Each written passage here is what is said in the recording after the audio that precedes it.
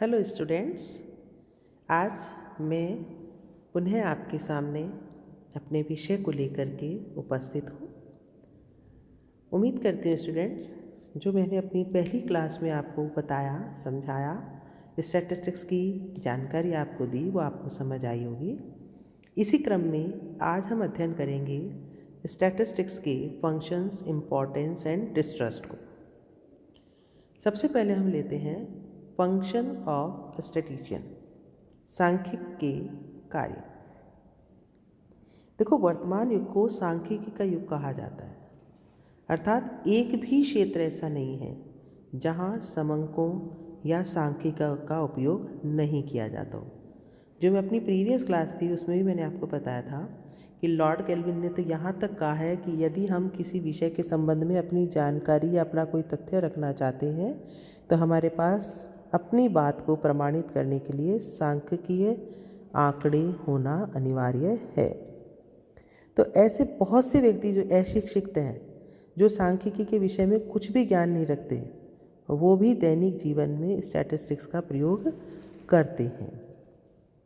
तो नटशेल में हम यही कह सकते हैं कि सांख्यिकी के बिना भावी योजनाओं का निर्माण करना संभव ही नहीं है।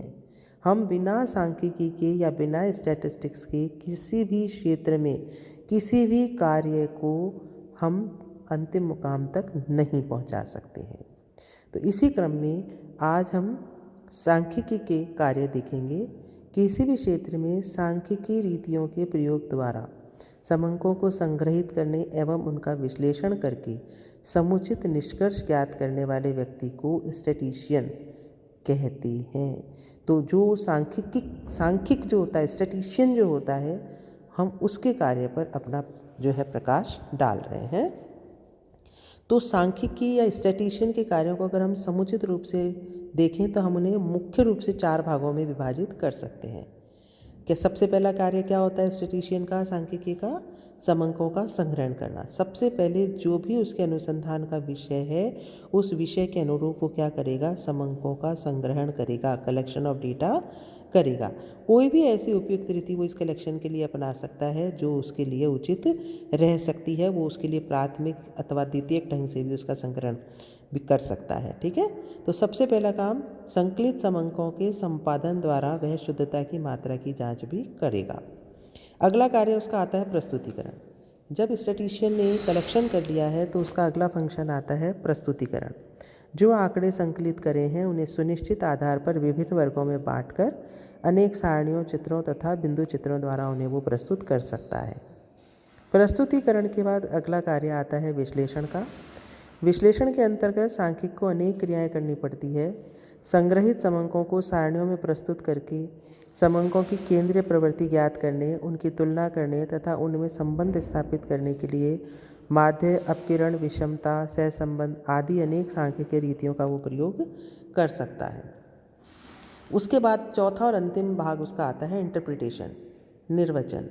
तो जो समंकों का संग्रहण, प्रस्तुतिकरण एवं विश्लेषण करने के बाद सांख्यिकी का कार्य है उन्हें तर्कपूर्ण और निष्पक्ष निष्कर्ष निकाल करके प्रस्तुत करना। तो ये 4 प्रमुख कार्य हैं जो एक स्टैटिस्टिशियन को करने होते हैं। अब हम देखेंगे फंक्शंस ऑफ स्टैटिस्टिक्स, सांख्यिकी के क्या कार्य हैं। तो अब सांख्यिकी के कार्यों में सबसे पहला कार्य आता है तथ्यों को निश्चित संख्याओं में व्यक्त करना। जो भी अनुसंधान का विषय है उसके अकॉर्डिंग कलेक्ट किए गए जो हमारे तथ्य हैं, आंकड़े हैं, उन्हें संख्यात्मक रूप में इस तरीके से प्रकट करना कि वो एकदम शुद्ध, निश्चित एवं स्पष्ट रूप से प्रस्तुत हो सकें। जैसे व्यक्तियों की आयु है, आय है, लंबाई है, वजन है आदि। अगला आता है जटिल तथ्यों को सरलतम रूप देना तथा समझने योग्य बनाना। अगर मान लीजिए जो कलेक्ट डाटा लिए गए हैं वो बहुत जटिल हैं, तो एक स्टैटिस्टिशियन का ये कार्य होता है कि वो सांख्यिकी के जो डेटा हैं उनको इस तरीके से व्यवस्थित करे कि वो सबको समझने योग्य हो सके। फिर है सरलीकृत समंकों में तुलनात्मक अध्ययन की सुविधा प्रदान करना एवं उनमें संबंध स्थापित करना। इसमें क्या करना है कि तुलनात्मक अध्ययन के लिए हमने माना है कि सांख्यिकी बहुत इम्पॉर्टेंट रोल प्ले करती है, तो आंकड़ों को इस तरीके से उनके बीच में संबंध स्थापित करना कि उन्हें समझना आवश्यक जो है वो आसान हो जाए।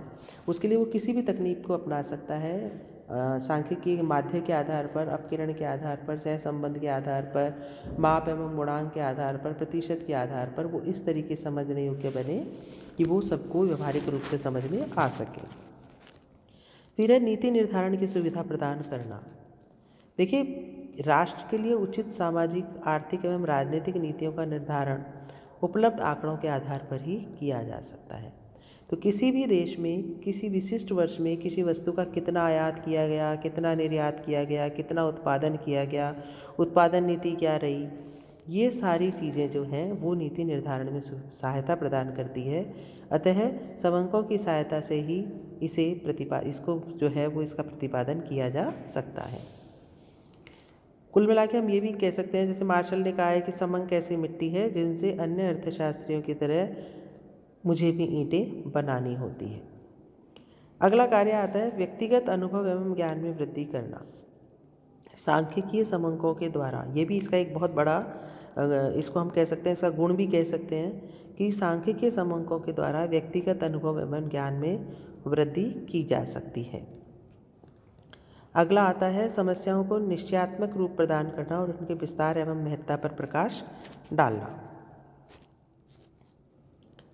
सांख्यिकी के प्रयोग के बिना निष्कर्ष तो निकाले जा सकते हैं, किंतु वे निष्कर्ष कहाँ तक सत्य होंगे यह कहना कठिन है। तो इस बात की हमेशा इस बात का डाउट बना रहता है कि हो सकता है निष्कर्ष गलत हो जाए।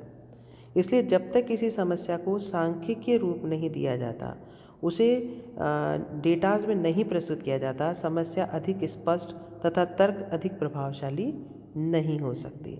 जैसे मान लीजिए हम किसी का परिणाम बताना चाहते हैं, तो परिणाम बताने के लिए उसको जो प्राप्तांक प्राप्त हुए हैं उन्हें भी प्रस्तुत करना अनिवार्य है, अन्यथा हमारी बात का कोई आधार नहीं रहता। अगला आता है दूसरे विज्ञानों के नियमों की जांच करना। तो क्या होता है, स्टैटिस्टिक्स के साथ साथ हमें उन नियमों की सत्यता का परीक्षण करने के लिए भी सांख्यिकी के आगमन प्रणाली के रूप में एक सहयोग प्रदान किया जाता है, जिससे कि हम जो दूसरी साइंस है, अदर साइंसेज हैं, उसका भी हम अध्ययन करें। तो इस तरह भी कह सकते हैं कि इस प्रकार बनाए गए जो नियम हैं वो अधिक स्थिर और सार्वभौमिक होते हैं, क्योंकि इनकी शुद्धता की जांच भी सांख्यिकीय रीतियों द्वारा ही कर ली जाती है। अगला हमारा आता है तथ्यों के मध्य सहसंबंध की मात्रा प्रदर्शित करना, to express the extent of correlation between facts. सांख्यिकीय रीतियों द्वारा यह जानकारी मिल जाती है कि दो या दो से अधिक प्रकार के तथ्यों में पारस्परिक संबंध है या नहीं, और यदि है तो कितना है। ठीक है, तो तथ्यों के मध्य सहसंबंध की मात्रा भी जो है वो हम इसके द्वारा ही प्रस्तुत कर सकते हैं। जैसे वर्षा और कृषि के बीच में सहसंबंध, मांग और पूर्ति के बीच में सहसंबंध, मांग और मूल्य के बीच में सहसंबंध आदि। अगला आता है सांख्यिकी वर्तमान तथ्यों का विश्लेषण करती है तथा भविष्य के लिए पूर्वानुमान। बिल्कुल सही है, सांख्यिकी में विभिन्न रीतियों की सहायता से क्या होता है, वर्तमान स्थितियों का तो विश्लेषण किया जाता है और भविष्य का पूर्वानुमान लगाया जाता है, क्योंकि इसी के द्वारा कोई योजना, परियोजना आदि जो है वो निर्धारित की जाती है। अब देखिए स्टूडेंट्स, हम अब पढ़ेंगे importance of statistics, utility of statistics. तो सांख्यिकी की उपयोगिता एवं महत्व पर हम प्रकाश डालेंगे कि ये किस तरीके से महत्वपूर्ण है और किस किस क्षेत्र में इसका महत्व है। सबसे पहले हम लेते हैं आर्थिक नियोजन एवं सांख्यिकी, इकोनॉमिक प्लानिंग एंड स्टैटिस्टिक्स। देखिए, आधुनिक युग को हम नियोजन का युग कहते हैं और आज विश्व के प्रत्येक राष्ट्र द्वारा आर्थिक एवं सामाजिक उद्देश्यों की प्राप्ति एवं राष्ट्रीय विकास व पुनर्निर्माण के लिए आर्थिक नियोजन का मार्ग ही अपनाया गया है। तो स्टैटिस्टिक्स जो है वो आर्थिक नियोजन में के लिए बहुत ही महत्वपूर्ण जो है वो रोल प्ले करती है, क्योंकि चाहे समाजवादी व्यवस्था हो या पूंजीवादी व्यवस्था हो, दोनों में ही गरीबी मिटाने व अर्थव्यवस्था को सुदृढ़ आर्थिक आधार देने के लिए नियोजन को महत्व दिया गया है। तो क्या कह सकते हैं कि समुचित आंकड़ों के बिना कोई भी सुव्यवस्थित योजना बनाना असंभव है। इसी तरीके से जो हमारा प्लानिंग कमीशन है, योजना आयोग है, वो भी ये स्वीकार करता है कि नियोजन हेतु देश का आर्थिक विकास समंकों के अधिकाधिक प्रयोग पर ही निर्भर करता है। अगला हमारा आता है प्रशासन में सांख्यिकी का महत्व। देखो, सांख्यिकी जो है वो राजा महाराजाओं के समय से चलती आई है। तो प्रशासनिक रूप से यदि हम देखें तो वर्तमान प्रजातांत्रिक युग में समंकों की जो उसका प्रस्तुतिकरण है या जो उसका महत्व है उसे हम नकार नहीं सकते। हर वर्ष वित्त मंत्री जो बजट निकालता है वो भी समंकों के बिना संभव नहीं है। फिर आता है उद्योग धंधे, व्यवसाय एवं वाणिज्य तथा सांख्यिकी। जिस प्रकार शासन प्रबंध को ठीक रूप से चलाने के लिए नियोजन की सफलता के लिए सांख्यिकी का आवश्यकता है, उसी प्रकार व्यवसाय और वाणिज्य की सफलता के लिए भी सांख्यिकी अत्यंत आवश्यक है। एक अच्छा उत्पादक, एक अच्छा व्यापारी अपने क्षेत्र में सफलता प्राप्त करने हेतु वस्तुओं की मांग का पूर्वानुमान लगाता है। कितनी मांग होगी, कितनी माल की उपलब्धता होगी, मूल्यों का क्या स्तर रहेगा, ग्राहकों की किस दिशा में रुचि है, क्या मनोवृत्ति चल रही है, उन सब के आधार पर ही व्यापार एवं धंधे में जो है इसका पूर्वानुमान करके ही आगे सफलता प्राप्त की जा सकती है। तो बाजार का अध्ययन भी बिना स्टैटिस्टिक्स के संभव नहीं है। अगला आता है सांख्यिकी का अर्थशास्त्र में उपयोग, use of statistics in economics. तो देखिए, अर्थशास्त्र की दृष्टि से भी सांख्यिकी का अत्यधिक महत्व है, क्योंकि अर्थशास्त्र में किसी भी समस्या का समाधान बिना सांख्यिकीय प्रयोग के संभव नहीं है। अब हम बात करते हैं कि इतना इम्पॉर्टेंट रोल स्टैटिस्टिक्स का हर क्षेत्र में है, चाहे वो आर्थिक नियोजन हो, चाहे वो प्रशासन हो, चाहे वो उद्योग धंधे, व्यवसाय वाणिज्य हो, या सांख्यिकी अर्थशास्त्र में कितनी इम्पॉर्टेंट है। तो जैसे हम देखते हैं कि अगर हम वस्तु की मांग, पूर्ति, उसके मूल्य का निर्धारण, उसकी उपलब्धता, जनसंख्या, अगर हम इन सभी बिंदुओं पर अगर हम जाते हैं तो बिना आंकड़ों के या बिना समंकों के हम किसी भी अपनी जांच को या किसी भी अनुसंधान को जो है वो किसी निष्कर्ष तक हम नहीं पहुंचा पाते हैं। तो प्रशासनिक क्षेत्र में, उद्योग धंधों में या आर्थिक नियोजन में या उसका हम बात करें, इकोनॉमिक्स की बात करें, तो हम कुल मिला के ये कह सकते हैं कि स्टैटिस्टिक्स जो है वो एक यूनिवर्सल यूटिलिटी है, सार्वभौमिक उसकी उपयोगिता है, हर क्षेत्र में वो अनिवार्य है।